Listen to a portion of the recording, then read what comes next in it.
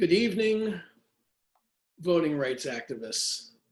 Welcome to the first conversation we've actually ever had in the Facebook group, Resist Suppression of Voting Power, or RSVP as I like to call it.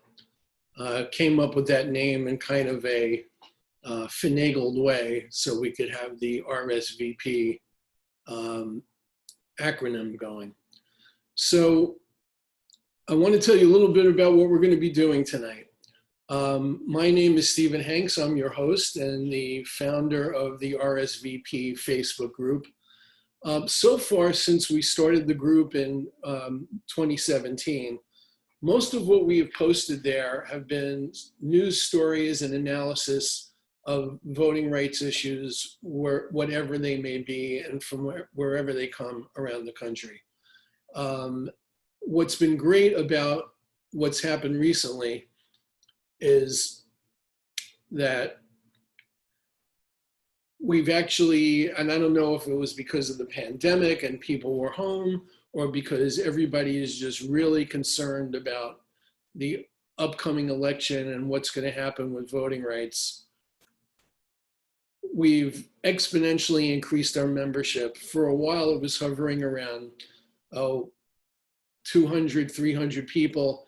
And over the last month or so, it has gone up to over 800 members. So I really appreciate everybody that has wanted to get involved in this. And I appreciate all your activism.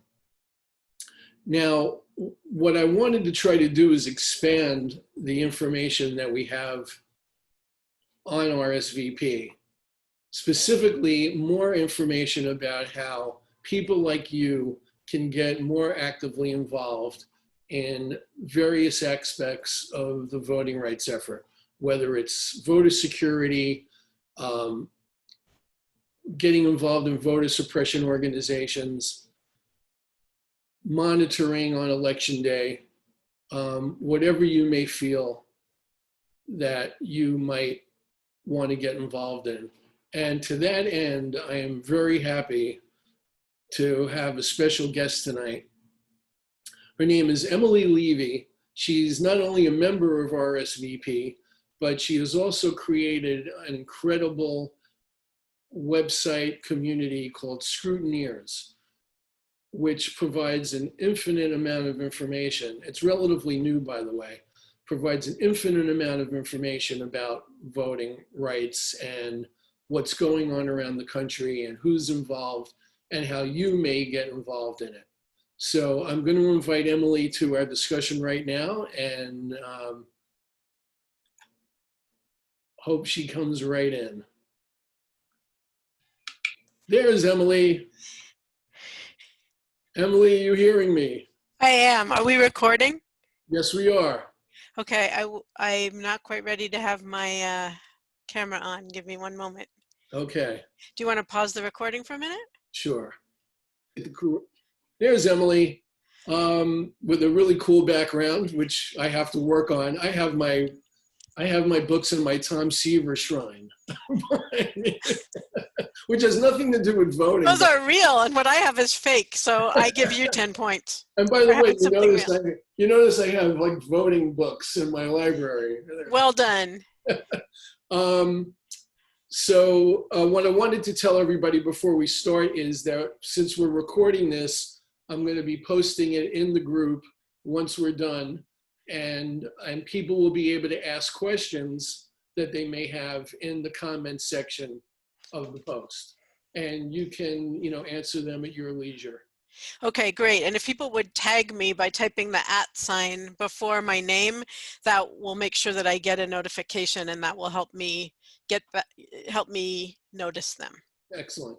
So thank you so much for inviting me to do this. Oh my God, thank you so much for doing it. I know how busy you've been, and there's a 3-hour time difference, and we've been dealing with my Luddite factor on the Zoom situation here. It's a steep learning curve, all of that technology.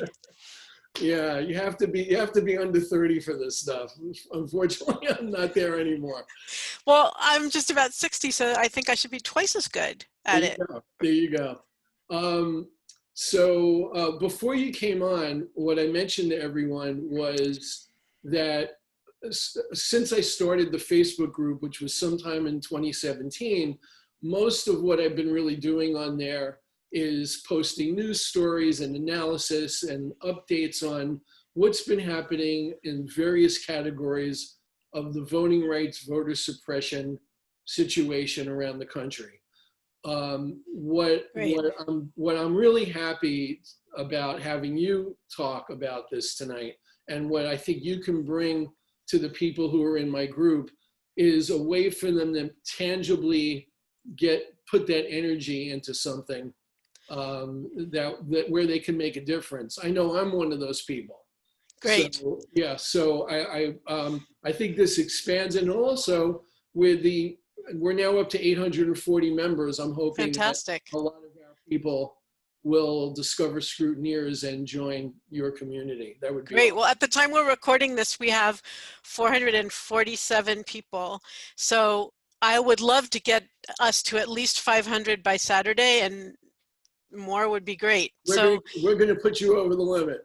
yeah, And it's not a limit. We're gonna put you right. over your first goal. Yes. Okay. So I guess the best place to start, for our people who are not familiar with Scrutineers at all, is to just give us the rundown of, how it came about and what the community is doing and what your goals are. Okay. So I don't know what you said about me before I was on the line, but I've been involved in election protection work since 2004. And I actually volunteered with what was then a brand new coalition called the Election Protection Coalition, which over the years has evolved in its identity and is now the 1-866 Our Vote hotline that's run by the Lawyers Committee for Civil Rights. And I traveled from my home in California to New Mexico to volunteer with them at the 2004 election, and ended up feeling like we had my gut said this election was stolen. And I wanted a way to get involved, but I didn't really know much about elections, as many of your members might still feel, they might feel that way now. And I wasn't sure what to do. And so without telling my whole 16 years of story, this part that I like to tell here is what happened next is that a friend of mine heard an interview on our local Pacifica radio station in Berkeley, California. I was living in Santa Cruz, California at the time, with somebody who was doing an investigation into the Ohio presidential election that year, 2004, and that's the year that Ohio put Bush over the top with electoral votes. Yeah, that was the Georgia of that year. Right? Yes, or the Florida of that year. Right. At that time, that's what we were saying. Exactly. And so his name is Richard Hayes Phillips, and he was on his own trying to do a precinct level statistical analysis of what had happened to try to figure out if the election had been manipulated, if it had been stolen. And she said to me, my friend heard this interview, and she said to me, I know you're looking for a way to help. Maybe this guy could use some help. And I thought, well, he's some big muckety muck, I'll reach out to him. He gave his email address, but I'm not going to ever hear from him. And I emailed him, and he called me within a half an hour, not knowing anything about who I was or what I knew how to do, and said, yes, I need some help. And I ended up coordinating that project with him, bringing on, and like I said, I didn't know that much about elections at the time, but I had run projects before. And so I knew how to find people, how to ask for help, how to put people to work doing things that they knew how to do that would help what we were doing. And so we ended up with a team of about 20 people who were gathering the data from the counties, putting it into usable formats, because they would give it to us in the least usable format they possibly could, and getting it to him to do the analysis, and then taking it from there with whatever action we were going to take on it. So that's really how I got my start, and through that ended up being somewhat of a leader in the movement for election security that kind of grew out of that time. And over the years, I've worked with several different organizations on election investigations and training for people who are monitoring elections and all kinds of things like that in a number of states, and almost all the work that I've done in that 16 years, I would say 98% of it at least, I've done from my home.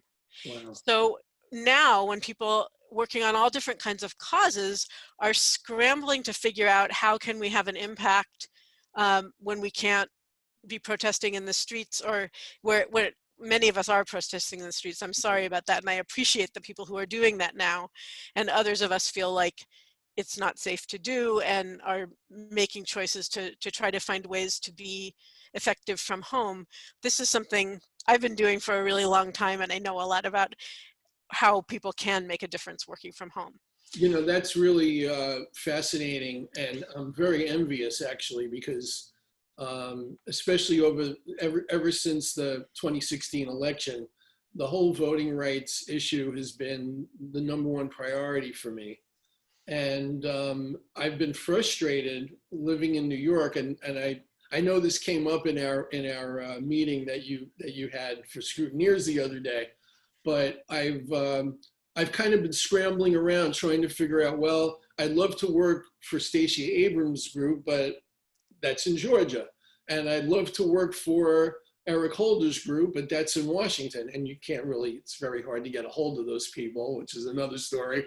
But so I've had this level of frustration living in New York, and not being able to wrap my head around what I could do tangibly. Yes. So there's two different things I want to say about that, and then I will get back to kind of the story of Exactly. scrutineers. One is that there are a lot of things that you can do to help with an election in a place where you aren't. And there are people probably in those places who need more help. And so it's the art of finding Right. them and finding out what they need. Yeah. The other thing that I will say is that in my experience doing social justice work all my life, um, I have often heard people say, I don't know what I could do that would make a difference because where I live, most people think like me. And then there are other people who say, I don't know what I could do to make a difference because where I live, I'm all alone and everybody else is on the other side of whatever the issue is.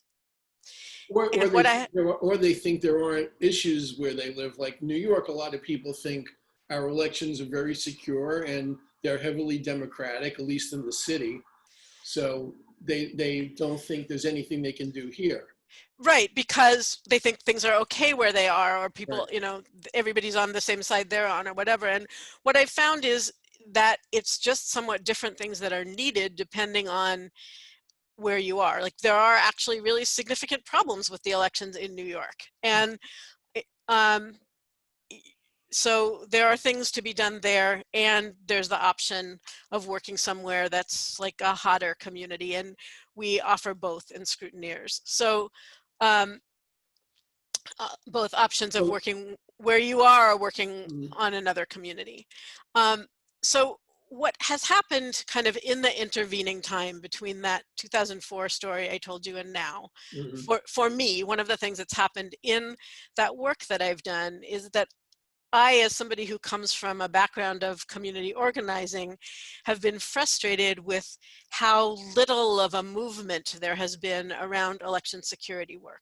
There is absolutely a voting rights movement. It's been going on for a couple hundred years now, trying to make sure that people get to vote. Right. But in terms of what happens to those votes after they're cast, most of the people who have worked on that, who are my colleagues from the last 16 years, come to it from a computer science background, an IT background, a statistics background, a public policy background, something like that, and not a community organizing background and not necessarily a training background. Mhm.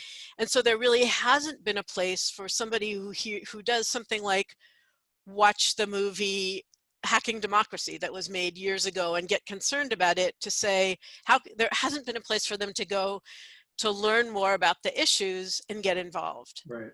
There hasn't, it's like, it's a really steep learning curve because there's a lot to learn. And so, I was going to say the whole idea of the phrase election security seems so broad. You know, like how do you define that? It sounds like there's a lot of subcategories within that. right, and a lot of people now, when you hear elections, when they hear election security, they think Russian interference. That's like the phrase that comes to mind. And that's actually not our focus at Scrutineers. Our focus is having having an election system that is secure enough that anybody trying to interfere, whether they are in some office in Russia or some other country, or whether they actually work for our local elections office, can't manipulate the election. So that's what we're focused on.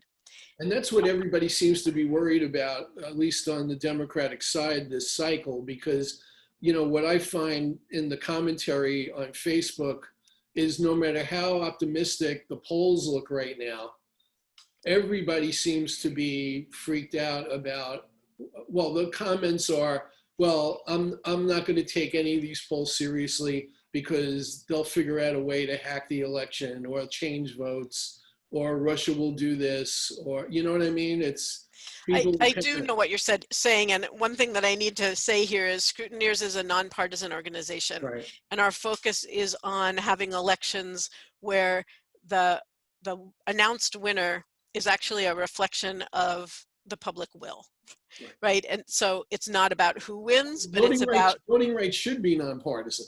It absolutely should be. Yeah. It absolutely should be. Yeah. So I wanted to create a place where people who were interested and wanted to take action could learn what they need to know, get their questions answered, come to understand what's important to do in their community, even if there's no active group there working yet, and then go do it. So that's the idea behind Scrutineers. So like if you join an organization like, say, Move On, you will get alerts that say, call Congress about this, or, you know, show up at this protest, or that kind of thing. And it's like occasionally something you can do. Right. And I really believe that a lot of people want to do more than that, you know, want to do more than kind of be one of the many that show up for these mass pushes. And that's really what we're designed to help people do, is get involved in an ongoing way, at least in election years. There's in between election cycles, there is still work to do on getting the system better for next time, passing legislation, things like that. But when we're in an election cycle like now, we really need a lot of people. And there's been kind of like the people who know what needs to be done, but don't have enough people to do it. And then on the other side, there's all these people who I believe exist who want to do something and don't know what they can do. And so I wanted to bring those two groups together, the people who know what needs to be done and the people who are available to do it. Right.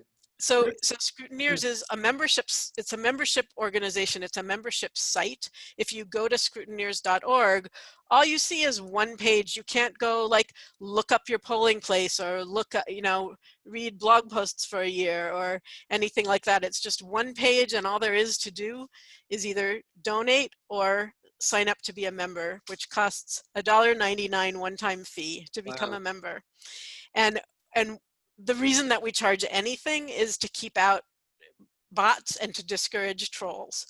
And then once you're inside, there's a lot there, as you have noticed, and more all the time. Yeah, as a new member of the Scrutineers community, I've been impressed and fascinated with the levels of information that you have on the site, and it is easy to navigate, especially. Oh, good.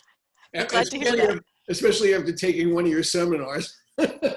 Yeah, I like to do a little site tour once in a while to show people around, because it can be a little visually confusing. It's a little bit like, you know, the first time you join Facebook and you're like, what is this? How do I find anything? And wherever I am, it looks the same, but it behaves differently. So, we try to do what we can to help people find their way around. Well, and not only that, one of the things that I loved about it from the beginning is that you're connected to really significant people in the effort. Yes. People that I didn't know about. I mean, one of my little projects that I've been working on is compiling. I don't want to call it a database. It's more like a guide to voting rights and voting suppression organizations and activists, that sort of one-stop shopping where people can find out who's who and what's what. And you have connections to people that you've been having seminars with on the site that I didn't know about, who are excellent sources of information and really devoted activists in this effort. Yes. And so that project that you're doing actually could connect with things that are happening in Scrutineers. So let's use that as an example of, like, some people will come in with a project like that they want to do. Others will come in and say, tell me what to do and how to do it, and then I'll go do it. So for a project like that, we've got, so we've got 450 members. We have the ability for people to create a member profile, and most members are not using that yet. So one thing that you could do is say to me, who are the people who are leaders who you really want to fill in their profile, and I will help chase them down and get them to do it. Mm-hmm. And then there's a place to do it, and then that thing that you wanted to create, that is there. Right. And you could decide to make some kind of index of it, and we could put it in the resources area of the site, or Mm-hmm. something like that. And we do have a part of the resources area of the site, and I'll say a little bit more in a minute about what that is, that where we are listing other election related organizations. So Okay, we great. have that's already begun, and we Mhm. started with a collection of websites that someone else had put together and gave us permission to use. But there's a lot more organizations that aren't in there, and if you wanted to help add to that, that would be a great way for you to help, since you have interest in that, right? Well, So yeah, and I found people that I didn't know about on the Scrutineers site. It was sort of a combination of finding people on Twitter who were involved in voting rights issues mhm. that had mentioned Scrutineers. So the links are really interesting. That Yeah. you can connect with people. So so let me go back to what I was saying about the resources area, because that won't Sure. make sense to anybody who hasn't been in the site yet. So there's ways that it functions kind of like a social media site, in that there's a feed that's an amalgamation of the things that you've said you're interested in, that that will then appear on your feed. So if you're we're going to be starting up in the next week groups for every state where we have members. Mm-hmm. So let's say you're working on Georgia, you would be part of the Georgia group, and when someone posts in the Georgia group, that will be on your feed. But if I'm not in the Georgia group, the posts that appear there won't be on my feed. Gotcha. So just like in Facebook, it's like hard to find something that was on your feed a while ago. Mm-hmm. So for things that we want people to be able to look for again and again, resource materials that we think people are going to want to refer to again and again, like recordings of training sessions and listings of organizations and things like that, we have a resources area where things don't trail down the page, but they stay where they are. Right. So that's one of the resources, one of the kind of the features of the site. We're built on a platform called Mighty Networks, which exists to support the creation and building of thriving online communities. And I love this platform. It gives us the features that we've already talked about, like profiles and the feed and resources area, and the ability to have what we call circles or small groups within the site, and also private messaging. And we can have group chats on there, like a live chat event. And there's also an app that people can use to get their notifications on and to participate in the site through a mobile device. Yeah, So it really is like a terrific little social media site all its own. I mean, yeah, except that you're not distracted by puppy videos when you're in there, right? or kitten videos, llama videos, none of that. That's right. I know, I'm famous for going off on tangents, and since I've been a journalist my whole career, I think of questions to ask. But I'm curious, and we'll get back to some more Scrutineer stuff, but I'm really curious to ask you, and I know we don't want to get into the whole partisan thing, but what were you, as a voting security person, what were you going through as the election returns were coming in 2016? Or what were you thinking about leading up to it and immediately after it? It's a really interesting question, and thank you for asking me that. No one has ever asked me that before, and I really appreciate it, because it's been a lot of times really lonely work for these last 16 years. You know, now people talk about election security, but from when we started doing this work, and a lot of the folks that are kind of the leaders of organizations that are members of scrutineers have entered into it around when I did, around the 2004 election. And we got called conspiracy theorists, tinfoil hat wearing, blah, blah, blah, you know, like nobody wanted to hear it. No, our families didn't want to hear about it. Or, you know, like, it was lonely, and it was kind of, what's the word I want? Sort of, it's not quite dehumanizing, but like we were doing this work that disillusioning and demoralizing, I think is maybe the word I was looking for. And what I believe is that this work is one of the most patriotic things that anybody could do. Absolutely. I was doing my taxes this week, and I thought, I mean, the idea of paying money to a government as corrupt as this one, that is doing as horrible things as this government is doing, and that is not a partisan statement. This is a corrupt government, period. The government should be paying me for what I'm doing. Right. You know, like I just thought this is backwards, because I'm doing its job for it, trying to get it to have real elections. That's supposedly, you know, one of the things this country is based on. So what it's like for me always when people talk about elections is I do a fair amount of biting my tongue. You know, people are saying this person's going to win. Oh, this person's not going to have a chance. Oh, New York State is safe. Oh, California is safe. Any of that stuff, it's like we don't know, because the machinery exists for the election counting systems to produce election results that it's programmed to produce, that don't necessarily have to have anything to do with how people voted. Now, that, I know it's a horrifying thing to say and hear. Oh, especially after what we went through in 2000. It's 20 years since the Bush-Gore election with the hanging chads. Right. And they haven't done anything. I don't know if you know this, but Dan Rather did an amazing expose called The Trouble with Touchscreens that is possible to find online, but not easy to find online.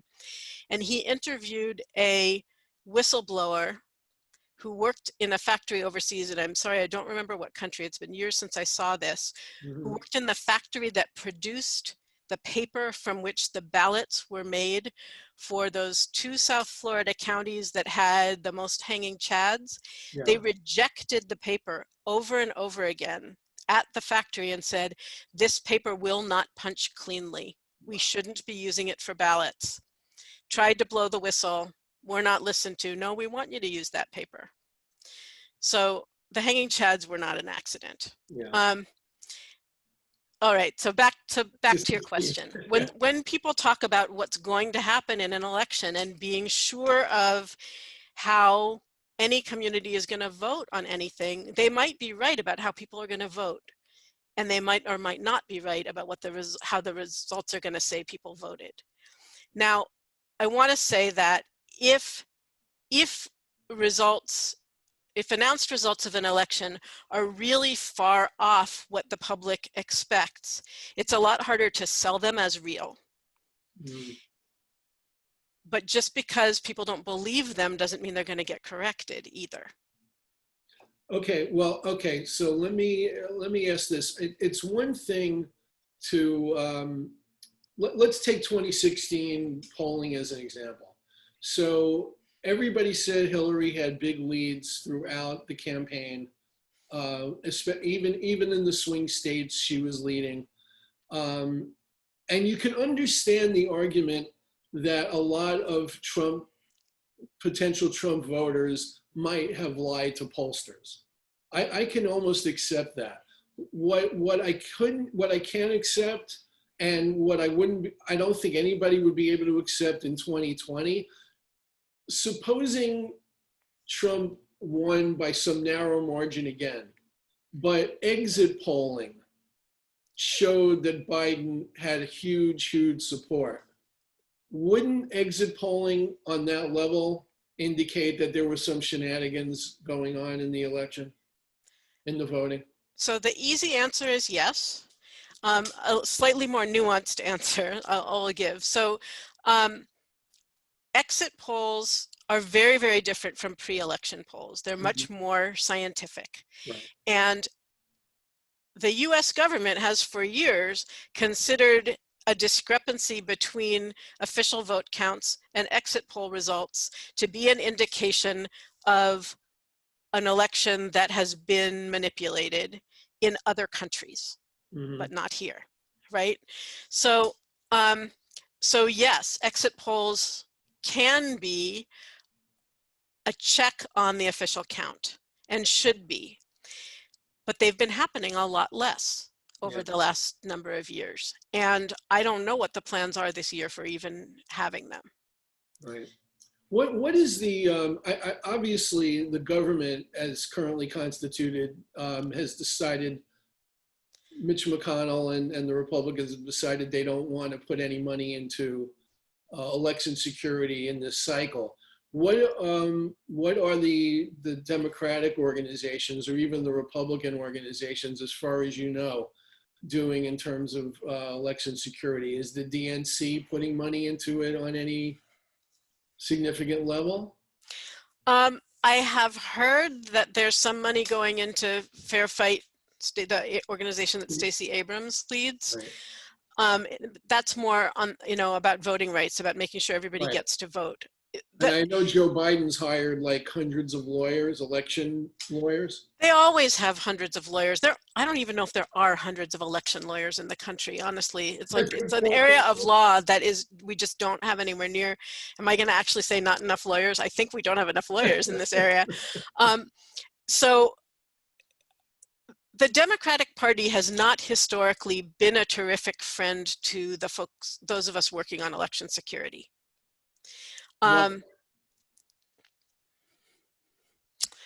Let's see, some would say that it's because they are implicated as well. Wow. The official position is we can't get people worried about this because then they won't vote. Okay. Do you buy that argument? No, I think that, I mean, even if that argument was valid 4 years ago, that ship has sailed. Yeah. We all know that there are questions about the security of the election. And there was actually a study recently that seemed to show that the opposite was true. It's funny, before starting Scrutineers, I was working I have a couple different businesses that I have, and one of them is helping coaches, like life coaches and business coaches and health coaches, stuff like that, people like that, get their businesses online. So I've been doing digital marketing kind of stuff. And in the coaching world, there's a lot of, this is going to be connected and it's not a long tangent, I promise.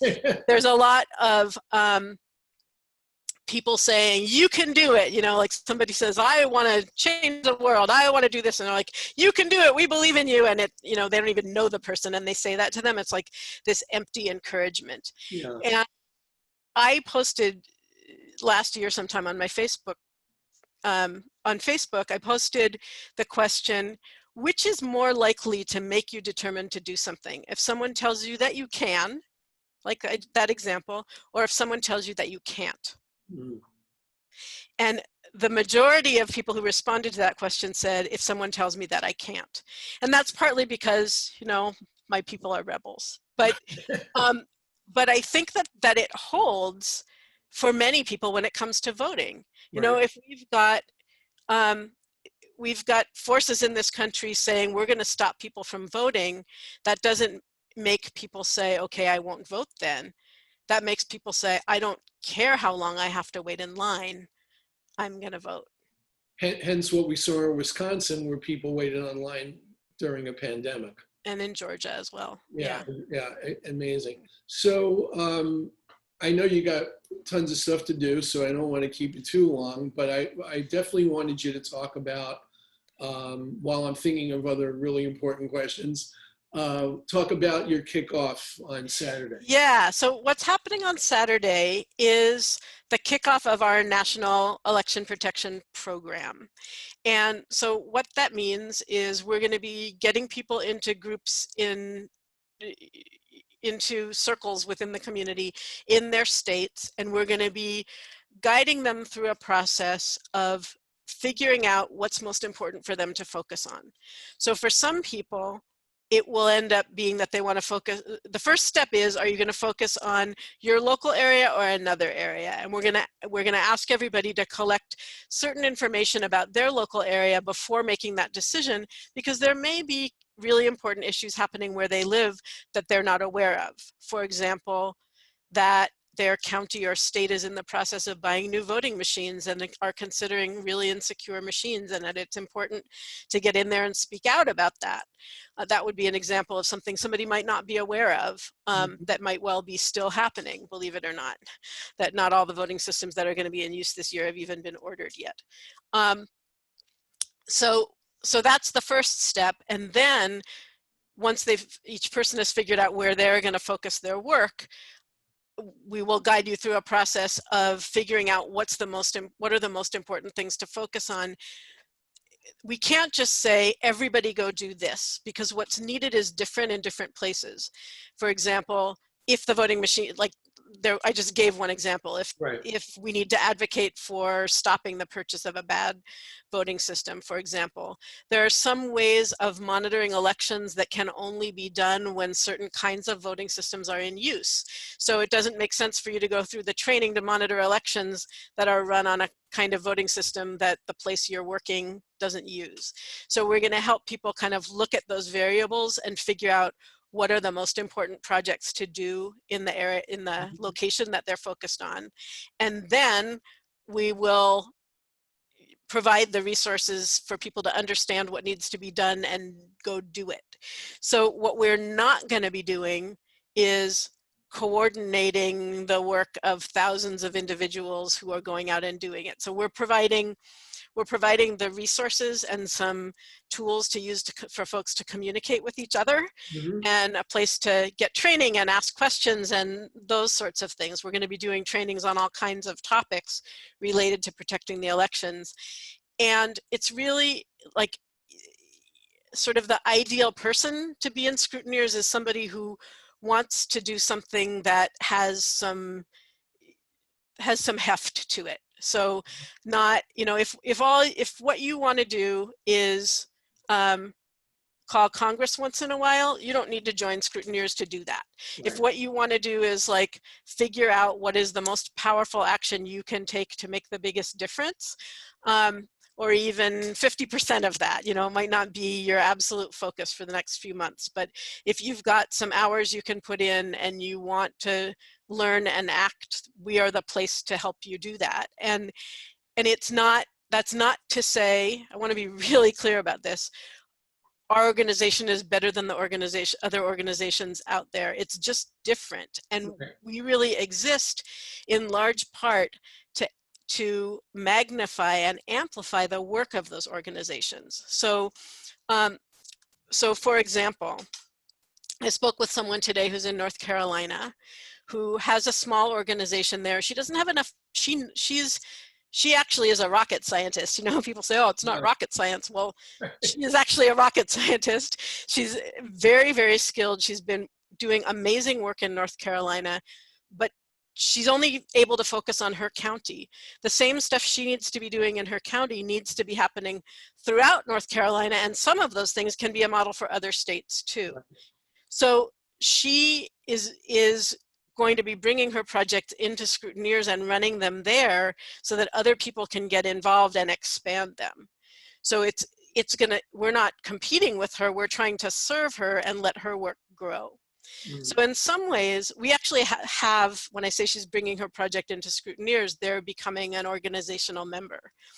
So for organizations that want to join, what it means to be a member is kind of different from what it means for individuals. For organizations, we kind of serve as like an online co-working space. You know how there's those places where you can rent an office and, you know, rather than having your little business running out of your home, you can rent an office space and share the conference room and the coffee pot and the bathrooms and like we work. the AV equipment, exactly. So we're kind of an online version of that for election protection groups. Interesting.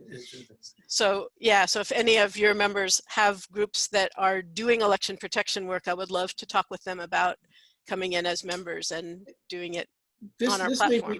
This may be a question for another conversation, but if somebody wants to do something on election day, no matter where they are, especially if they're in a state like Georgia or any place where there's always been suspicion of shenanigans on election day, what can they actually do? Great question. Thank you for asking that question. And it's not for another time. It's for exactly this moment. Great. So, and this, I love this example because it's a really, really simple thing that people can do that can make an absolutely huge difference. That's one of the it's one of the cool things about doing this work is like there's some mundane shit you can do that can actually have a huge impact. So so in most states, not everywhere, there is a law that says that at the end, when the polling places close on election night, there's a whole process that the people who work at the polls need to do to close out the polls at the end of election. One of those processes is to print out what's called a poll tape from each voting machine. It looks like a cash register receipt, and it has on it how many votes were cast for each candidate in each race, or the yeses and nos for issues that are on the ballot, how many votes were cast for each of those things on that machine. So there would be, if there's 3 voting machines in the polling place, there would be 3 poll tapes. 3 poll tapes. So in most states, it's required to post those where they're publicly visible. So it could be outside the door of the polling place or inside the window facing out, or someplace like obvious for the public to go look and see how people in their neighborhood voted. Going to polling places and taking photographs or videos of the poll tapes is something that anybody can do who has a cell phone camera, right? Or a video camera, or it doesn't, or anyway. And why? So why is that important? It's the closest thing we have to an immediate record of how people voted. And sometimes the totals change between when they leave the precinct and when they're announced at the county after they've been added in with the totals from everywhere else. Isn't that what happened in that famous governor's race? I think it was in Alabama that's gotten Don Siegelman, is that who you're? Yes, the Don Siegelman situation.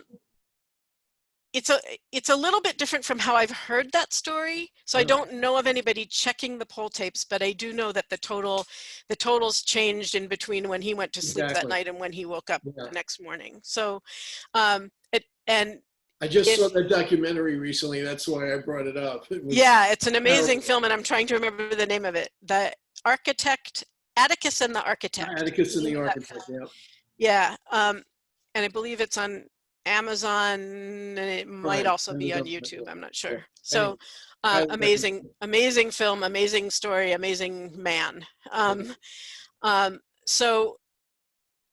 Okay, so where were we? So we were talking about election day stuff. So it's a pretty simple thing that people can do to photograph poll tapes, and it could end up, your photograph could end up being the thing that catches manipulation of the election where you live. That's really fascinating. Yeah. And so one of our member organizations, Democracy Counts, has developed an app which is actually available already in the Apple App Store, and I believe soon will be in the Android, in the Google Play Store, that people can upload the photo. They want people to videotape the poll tapes, and they can upload them to the app, which is called Actual Vote. You could go to the store the Apple App Store right now and download it. So they want people to upload the videos of poll tapes into their app, and then they can get volunteers to compare the totals on the poll tapes with the totals that are announced by the election offices in places where there's a question about whether the results are accurate. That's great.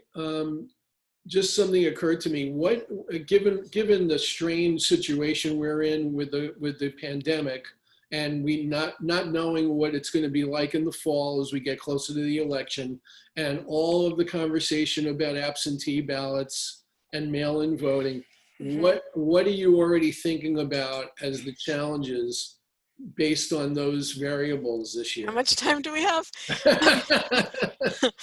Okay, maybe that's Oh boy. the thing we need to say for another meeting. Well, I mean, so this is the piece that I think I want to talk about. There's a bunch of ways I could go with that question, but because it would seem to kind of, the thing about taking pictures of the poll tapes is one thing, but if we have a situation where a lot of these ballots are not going to be read until for days and days after election night, what do we do? I mean, yeah. So, I mean, one thing is that whatever machines those ballots are being fed into, even if they are mailed in or hand delivered, voted at home and hand delivered, marked at home and hand delivered, right. They're still going to be fed into a machine that probably has poll tapes. So being able to get those poll tapes and photograph them, you know, in the hallway outside the elections office, or you just have to know on the front steps, may be a possibility too. Okay, so we would have to know when that's being done. Yes, yeah. We'd have to know when that's being done and when the totals are being run. Okay. So there's a lot of issues involved in vote by mail or absentee voting. It's called different things in different places, and right. They're not absolutely identical, but for most purposes, they mean, you know, voting other than at the polling place. There are huge security issues. There are chain of custody issues, you know, of the evidence of how people voted. If somebody drops their ballot in a mailbox, who's picking up the mail? Where are they going with it on their way to the, you know, like the post office?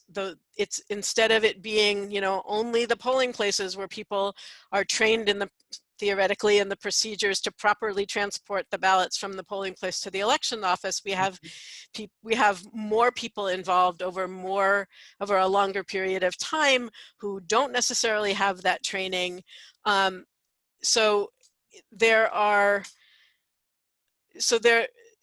of the things that we need to be doing is watching the chain of custody in as many places as we can get a window onto it. Right. And we have a member, actually one of the members of our advisory committee, who in her state is doing a project right now trying to get local governments to put secure drop boxes that are just for ballots in every community, so that people that are in places where there's video surveillance. And I think that that's going to be an important thing to do, and I'm hoping she'll do a training for people about how they've advocated for that, because they're having some significant success with it. But we have this issue. One of the things that's really complicated about elections, and there are many, is they are run basically by the states. Right. The federal government, it's considered to be a states' rights issue that the federal government has limited control over what happens in elections. And there's some exceptions for elections that have federal offices on the ballot: President, Senate, Congress.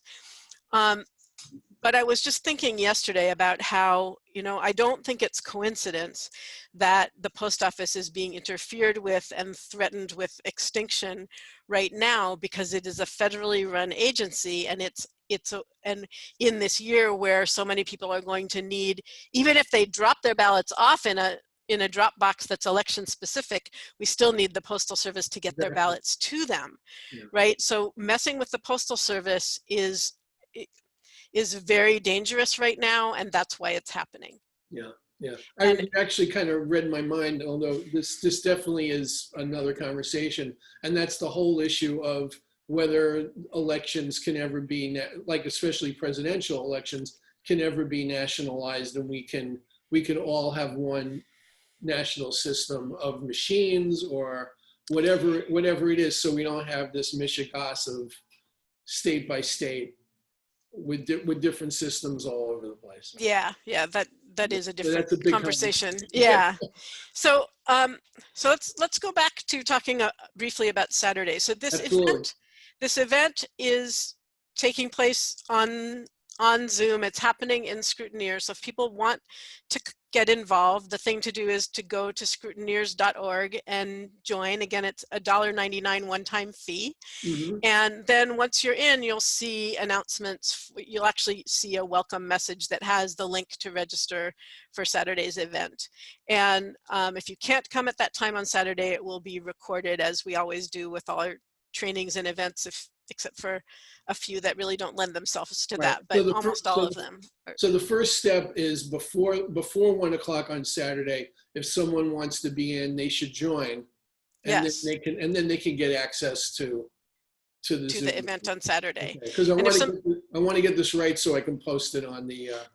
Thank you. And if somebody doesn't want to join yet and they just want to follow us, there's two ways to do that. One is we're on Twitter. We're not on Facebook. Okay. We're on Twitter at Scrutineers US. Mm-hmm. At Scrutineers US is our Twitter handle. And we also have a podcast that's approximately every 2 weeks. There's an episode, and we're doing it in collaboration with whowhatwhy.org, which is a nonprofit news website that does great coverage of election protection issues. Yeah, I found out about them through you guys. Yeah, they're fantastic. And so we're doing this podcast with them. A new episode just released yesterday. I actually posted a link to it in RSVP. Mm-hmm. So going and searching on your podcast app for Who, What, Why's podcasts, and then subscribing to that is another way to follow our work. That's great. That's a slow motion way, because it's just one thing every couple weeks, but. Well, I'll certainly be there on Saturday. Great. Especially since the baseball season is not starting for another week. And, I hear you. Yeah, and so I want to talk to all my members on RSVP.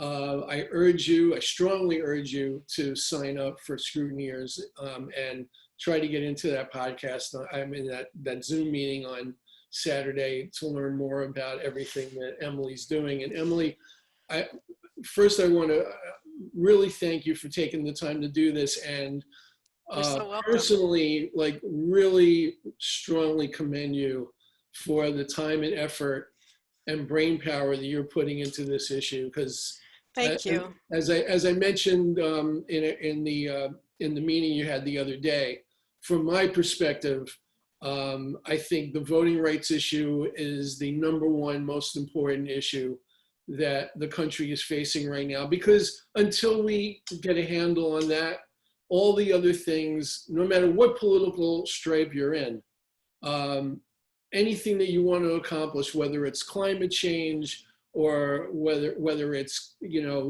new gun control laws, LGBT rights, you can go down the list of the issues. None of those can be secured unless we secure the right to vote. Absolutely. And it's not just about the presidential election, and it's not just about those races that are at the top of the ticket. But, right.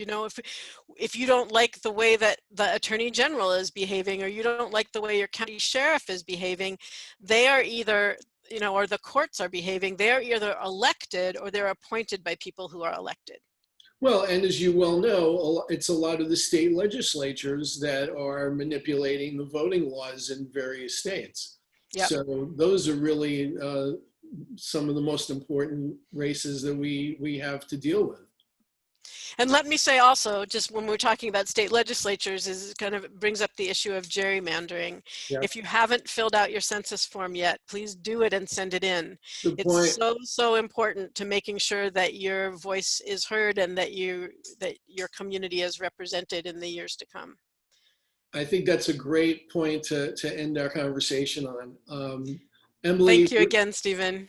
Thank you so much. I really appreciate it. I hope the members of the group enjoy this as much as I have. And I want a record of how many members you get from us. How will I know? Let's see. When people join, what? Say it again. I'll make them tell me. Yeah, get them to tell you. when they join. Get them to tag you when they say hi. So we have Exactly. tagging just like it works on Facebook. All Yeah, right. that would be Great. cool. So All right. I will see you on Saturday. Great. Thanks so much. Thank you. Thanks to all of you Have a for great watching. night. Okay. All right. Bye. Bye.